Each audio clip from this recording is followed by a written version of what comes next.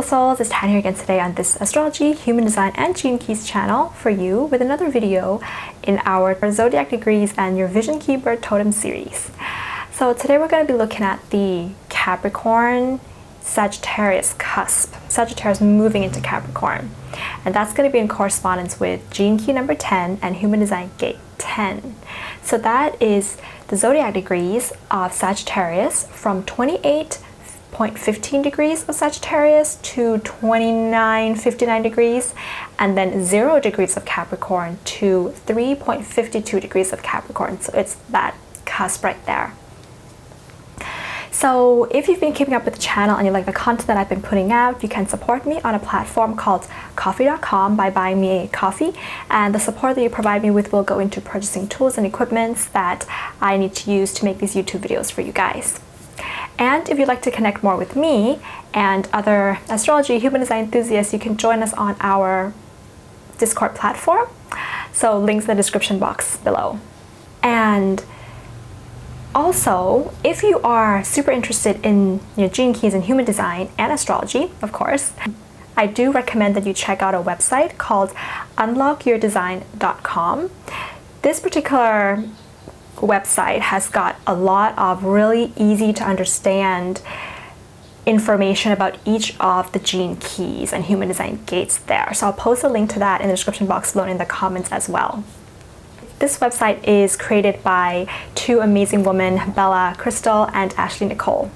So, hi Bella and Ashley if you're watching. So with this archetype of gene key 10, human design gate 10, the Sagittarius Capricorn cusp, we're moving from, at the shadow frequency, it's self-obsession. At the gift frequency, it's naturalness.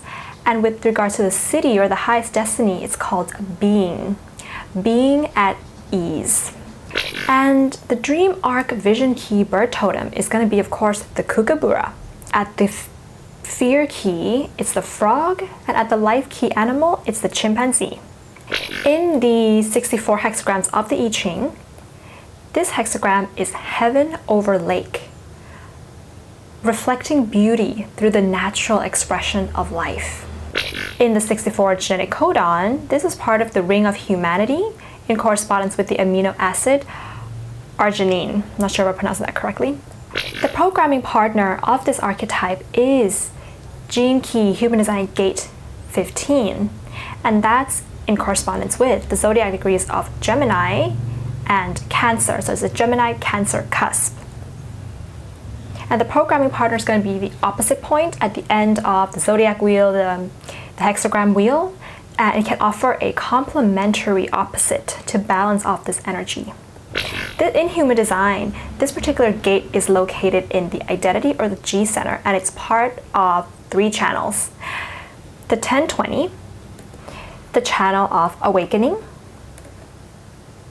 the 1057, the channel of perfected form, and 1034. So it is quite, shall we say, and all the channels that this gate is connected to, it's part of the integration circuit in human design. It's all about being yourself, and it is quite an important gate, therefore, in human design. So when looking at this archetype, we're going to first have a look at the Kookaburra traits. So, of course, the most well-known trait of the Kookaburra is its laugh, or what we consider to be the laugh of the Kookaburra. And it does sound really strange when it's laughing, but actually what the Kookaburra is doing when it's making these sounds is that it's trying to indicate its territory. It's a territorial sound.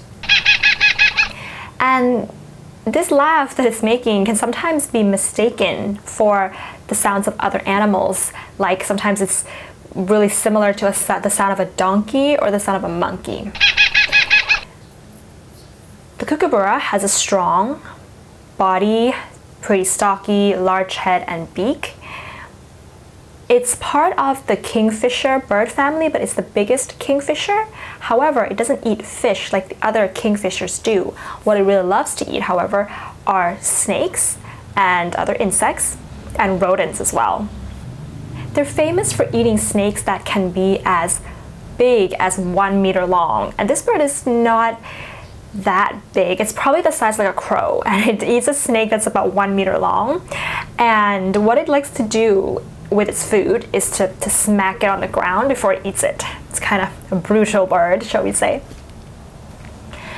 Sometimes snakes are dropped from mid-air while the bird's flying so that it can be baked or roasted on the ground.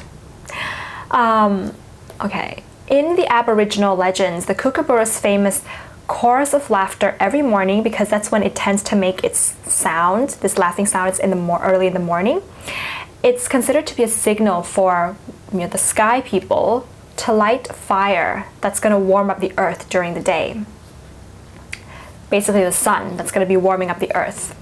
The Kookaburra is associated with a male energy, and it has that like sun god type of a male energy to it. The spiritual interpretation of the laugh of the Kookaburra can also be said to be a message to seek friends and family, or somebody that you're missing, to connect with them, to seek them out. The Kookaburra also has a shadow energy in terms of the spiritual interpretation of it, which is that it's quite a confrontational bird, and it can teach you some harsh lessons in life through being quite confrontational when it's teaching you these lessons. Okay, so if you have this archetype, or if you're getting in touch with this archetype because of transits or through the people that you meet, the traits that are going to be associated here are going to be that you are somebody who's very natural. So I think it's really interesting that, laughter is something that you can't really control. You can't force it. You can try to force it, but it's not going to be natural, right? It just comes, and it has to, it's just like the body's instinct to something funny, that it just does it. It just laughs. So therefore, the laughter of the Kookaburra is a really great symbol for something that happens really naturally, a person who's a natural. Like, they can't really be controlled. They have to be able to do things in accordance with what they want to do, and they're going to do it naturally. And laughter happens when you are relaxed and you're feeling joy. So therefore, you're going to be a natural. You're going to be most natural in a state of ease and relaxation and joy. You can probably have a great sense of humor, and you may even be somebody who can make jokes about yourself or take jokes that are, people are causing on you with a sense of lightheartedness. Because the Kookaburra can sound like a donkey or another bird or even a monkey, you also may be somebody who doesn't identify too much with who you are. You have this I have no label, I'm just me kind of an energy about you. You are somebody who's going to be having this love of being alive, and just love of being yourself. You're going to also have a pretty wild, maybe even crazy, shall we say, but let's say wild masculine energy about you. Whether you are physically male or physically female, your masculine side is very primitive and raw and active. And the most primitive part of being a human being that kind of does separate us from animals is to know ourselves, to search to know yourself because you want to be awakened. That can be a strong part of who you are as well. And we're going to go into, a little bit more about that, and how that is part of your gift, but also part of your shadow. So let's dig into the shadow of this archetype. This whole theme of the shadow of this archetype is the themes of self-love. And how do you find balance in the world when you're trying to figure out self-love? In human design, in the gene keys and human design, this channel is, like we talked about 1020, is a channel of awakening. So therefore, in mystical traditions and in mystical or shamanistic traditions, shall we say, the first initiation to really awaken is to know thyself.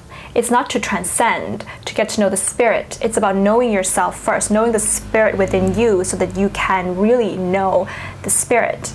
And so that's why knowing yourself and loving yourself is the most basic primal part of awakening. And that's what's going on with this archetype. And before we go further into the shadow, I'd like you guys to keep in mind that the shadow of this archetype is one of the most important shadows of all the archetypes. That's what I feel here. That you cannot get to the gift without really experiencing the shadow of this archetype first. Because individual differentiation is always going to be an important part of human evolution. It's to know what makes you different from other people in order to finally feel that connection or that unity again. And we are all, coming from the same source. We're all united, right? But just to say, oh, I know we're all coming from the same source, we're all united, without really feeling this body. Because your body, although our soul, our deepest substance of who we are, it is coming from the same place, but we're given an individual physical body that nobody can replicate. And so knowing this body is always going to come as a part of human evolution before we can know the oneness of where we were all really from. The shadow frequency has to be felt with this one, and you're going to be somebody who is going to be in the shadow, definitely, and going to be working through this shadow, which is called self-obsession. So we can see how the self-love, themes of awakening can be linked to self-obsession. It can be an obsession with your body or an obsession to use your physical body. And when you're in the shadow frequency of it, when you're focusing on this journey, this period of self-obsession, there's a difference between like self-love, right, and self-obsession, because self-obsession means that you may have less attention or less love for other people because all your energy is focused on yourself. So you may not be paying attention to other people in your environment, and you're gonna have to realize this about yourself so that you can transcend it. So there's gonna be this inward focus on your uniqueness and what makes you different from other people at the shadow frequency, so that you can be accepted for your difference as in the crowd or in the society. Relationships can be very hard for you at the shadow frequency because the idea of the other may not really be there, meaning thoughtfulness, consideration for the other in a partnership. That can be something that can be difficult at the shadow frequency. And this is one of the archetypes that when it gets to the extreme, it can cause a certain amount of narcissism to come up. Now, narcissism is not the same as like narcissistic personality disorder. It's a sense that somebody has some vanity or some narcissism inside of them. And this is coming from the fact that it may be hard for you to accept other people's uniqueness, to appreciate them for their uniqueness, and to turn that attention to somebody else. That can be hard. Since you deeply are seeking for your own uniqueness, and you first want to be recognized and appreciated for that before you can really give other people that attention. So there's only love for yourself, shall we say, at the shadow frequency. I mean, of course you can be in a relationship and you can, take care of other people, but ultimately people are gonna feel that you could have offered them so much more than what you're offering, but you choose to offer or to give a lot of your energy and your love to yourself. That's what people are going to be feeling. And all of this is stemming from a deeper fear that's going on underneath the surface. And this is the fear of losing your identity. So what you're going to be doing is like going on a grand quest for self-knowledge, for the searching of who you are, through maybe it's traveling, philosophies, journeys, learning, until you eventually realize one day that the more you seek, the more you journey, the further it takes you away from yourself. That the seeking of yourself is an illusion. The seeking of self-knowledge and to know who I am, that can be an illusion. If it is coming from a fear that you're going to lose your identity, that you're not going to be able to find your identity. So, of course, there's going to be some journeys that can help you to get to know yourself more. But usually those journeys are going to be the ones where you are trying to, search for yourself through others, like through really connecting with other people. That can be healthy in a sense. But at the shadow frequency, it's this deep fear that, it's the motivation behind it. It's the deep fear that you're not going to know yourself, you're going to lose your identity, and therefore, although you can be connecting with people on the journey, people can sense that you need something from them, that you want to ultimately, get something for yourself, shall we say, or you're ultimately going to turn back to yourself anyways. That's kind of how we want to look at this. Some people who are going on these particular journeys may fall into like a religious trap, and sometimes, because religion is not really made for knowing yourself, religion can be something, I kind of don't want to go deeply into that, but there are uses to religion, right? But it's not for knowing yourself, shall we say. And there are going to be some people who are going to consider themselves to be like spiritual seekers. And the thing about seeking awakening and seeking spirituality is that spiritual awakening will come to you if it is the right timing for you, without you even having to go searching for it.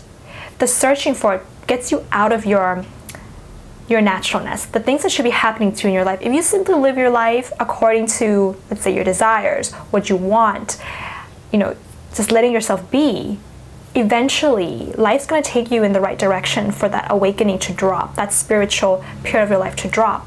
And you don't even have to take classes, you don't even have to travel, you don't even need to seek for a guru. It will just happen to you. And so let's look at the gift frequency of this archetype and what that becomes. At the gift frequency of this archetype, there's going to be a reconsideration. You're going to be reconsidering the question, the question that's so popular in the world of who am I? And the thing about before our brains, I think it's neocortex, could even process this information, we were like animals. We were so primitive. And so that state of really being like an animal is natural. That was who we were before we tried to give ourselves labels and tried to put ourselves in particular positions in the society to know who we are, or label ourselves with regards to our career or even our name. Before any of these things came in, we just were. But it is super important that you need to be able to absorb yourself in that shadow frequency that we just talked about first. It's a journey. So you have to be at the shadow part of the journey. Before you can get to the awakened part of the journey, you have to, exhaust that need to search, who am I? Who am I? So you have to go on that quest, and you have to come to that finally, after that exhaustion, realizing that that's not, this journey, this quest doesn't really give you the answer you're looking for. And what happens then when you've exhausted yourself is that you kind of relax. You relax after the tension, after the obsession. You begin to fall into a state of deep relaxation when you really just completely, feel tired of that. And that is when you realize that you have no label. You're not a traveler, you're not a seeker, you're not a teacher, you're not even the name that you've been given, you're not a man or a woman. You have no label. There's nothing that can define you in a sense of any particular way that the mind or the human language or the structures of our society is going to define anyone. Not even your feelings or your thoughts can be identified as being you, right? Because if you can say that, you are angry, there must be a higher consciousness that's looking down at you and saying, you're angry, so you must not be the anger. You cannot be that anger. When you get to this phase, you realize what freedom is all about. You get to be free. You realize that it's really quite pointless to try to find something that since the beginning really is clearly indefinable in the first place. So let's say, you had identified yourself as being an artist. So you're going on this journey to build, let's say, to create yourself as being an artist, to really figure out what your artistic potentials are going to be. But you may find that this journey is not fulfilling because you are not that artist to begin with in the first place, and it was really just pointless to even have tried that. But you need to have exhausted that obsession of trying to find that out first. So you begin to go into a state where you actually let go of your old habits that used to bring you security, which is you not wanting to lose your identity. That brings you security. You let go of that habit because freedom doesn't have security. And now you're going to be in a phase of freedom, and there's no security in that. So therefore, you can become somebody at this gift frequency who challenges the norms. By being yourself, you're going to create something or do something in the world that's cutting edge, that may, it's cutting edge with regards to human evolution and life. Things that, you know, people, when they are falling into a label, they won't do, you know what I mean? Because it's like, okay, if I'm an artist, then I'm probably not gonna do so and so because it's not an artist. But because you have no more labels, you are boundless in what you're gonna do, and therefore it carves this path where you're gonna be able to bring or create something into the world that nobody has ever done before. And you're gonna do with ease and with relaxation, with naturalness, rather than fear and tension and obsession. So to quickly summarize the path of your awakening, this journey that you've come so far on. First, it starts with the wound. We all have a deeper wound inside of us. And, you know, for you, with regards to this archetype, it's going to be the wound of not wanting to lose your identity, of gripping to your identity because of maybe something that happened with regards to your past or your family. Maybe there was a tightly controlled type of an environment when you're growing up to be somebody, and you feel like you can't let that go, but at the same time you want to figure out who you are, but you also really have to figure out who you really are to prove to your family, for example. Or maybe, you know, you grew up in a family where there was some chaos there, and so you really couldn't exert your expression, and you really want to find out who you are, what your identity is all about. So that's the wound that you're gonna have to, that you will be kind of, that's under the surface, and that is the foundation for your awakening journey. After the wound comes the battles with the shadows. So the battles with the shadows is when you begin to realize that you are going on a journey of self-obsession, that you have not given love to anybody else but yourself. It's the shadows that we just talked about. After the battles with the shadows, you get into a place of surrender and relaxation. And this is the gift frequency of this, is when you've exhausted yourself, doing all the things of your shadow, and now it's like, let me just be myself. Let me just have no labels and see where that goes. That's ease and relaxation. And then the next step is when your true self really comes forth at the gift frequency. And there's not going to be a label to that. You're not going to be able to say what that is, but it's just going to come in your being, in the things that your physical body wants you to do, in the way that you're going to move or go out in the world with regards to what your body wants. That's your true self coming forth. It's the body. And then we get to the awakening, which is going to be the city or the destiny level of this. Okay, so at the awakening phase, this gene key and this archetype, this human design gate, is super fascinating for me. I don't have this in my chart. Yeah, I don't have this in my chart, but it's just super fascinating that, okay, when you get to the city level or destiny level, you return back to the nature of you before the question of who am I, which is that primitive animal state. But you don't return the same. You return back after having gained consciousness. So can you imagine how wise that state would be? A state of having gone on this journey of the mind, of, you know, figuring yourself out, growing out of that, being at ease, being natural, being that primitive state again, but with that consciousness in mind, like a conscious animal, shall we say. How powerful would that be? And this is not to return with knowledge, it's to return with consciousness. There's no more I. There is the returning with being. You don't even identify with the word I anymore, because you know that you're a being. So there's a particular tradition there's a tradition in India called Advaita Vedanta. Not sure if I'm pronouncing it correctly. And Richard Rudd talks about this a little bit with regards to this archetype, that Advaita Vedanta is when people try to solve the problems of the human condition. You know, why am I feeling this way? Who am I? These are all human conditions. And they get to a phase where they're looking for a word to describe they've awakened, for example. They've awakened, they've become themselves, they've reached that state of relaxation, and they're trying to find a word to describe, or a way to describe this experience. And a way that we can describe this, because there's really no words to be used for it, is to think about it like this. First of all, the word being is the closest to describe what the state of, you is. But what is it really, what is the experience really like?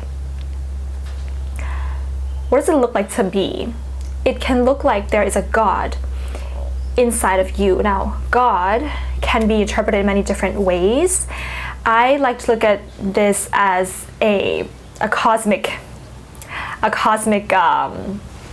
shall we say, the stars, the cosmic creations, the Big Bang that's now imprinted in all of us. So if we could take all the, shall we say, admirable human qualities inside of the human condition, for example, love, compassion, and we exaggerate these things to be the size of the universe, for example. Think about like the higher octave in astrology, the higher octave of Venus is Neptune. This is what we're talking about, the higher octave, the exaggeration. The higher octave of Mercury is Uranus, for example.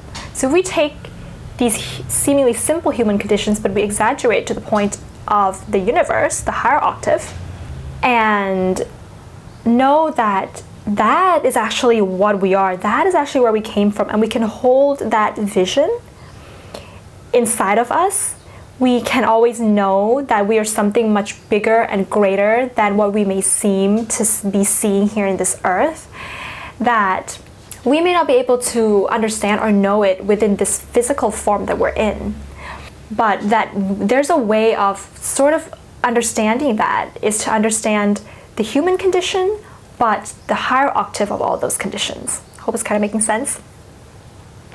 So we can hold that image, that vision, this association.